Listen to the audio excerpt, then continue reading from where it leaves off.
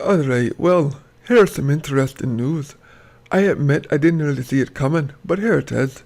Crytek, the company behind the first Far Cry, the Crysis series, and some other games no one really cares about, seems to be in a bit of financial trouble. So much so that they are finding it hard to pay their employees on time. So you have to ask yourself why. Why is this happening? And sadly, Crysis is a good example of a studio expanding too fast and spreading themselves thin on too many projects. You see, Crytek's rise to fame was a game called Crysis that was so graphically intensive that no PC on Earth could actually run the thing on maximum settings. It was ridiculous.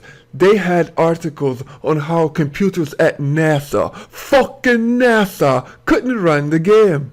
But it seems that after Crysis, it has been more of a rocky road for them, even though each Crysis since then has been a success. Now, one could argue that it was how they treated PC gamers and their switch to more of a console-oriented focus with Crysis 2 that is hurting the company, or that they sunk a lot of money into free-to-play games that haven't really paid off, or that they made the atrocious Rise, Son of Rome, as an Xbox One launch title that caused a few rich people to lose faith in the company. And for a company that's as spread out as Crytek right now, which used to be one studio and is now like 5 to 6 studios in different countries, you have to admit that's a lot of employees that need to be paid, and not to mention their MOBA, Arena of Fate, that they haven't released yet.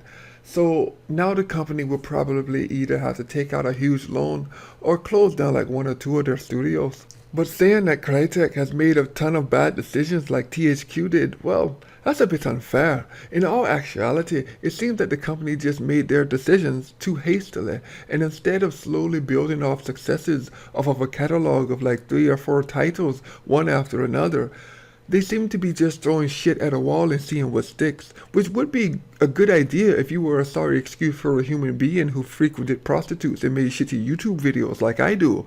But not so much if you're a multi-million-dollar company that hires hundreds of people. But then again, these are all rumors and supposed testimonials from people who work for the company. So take that as you will.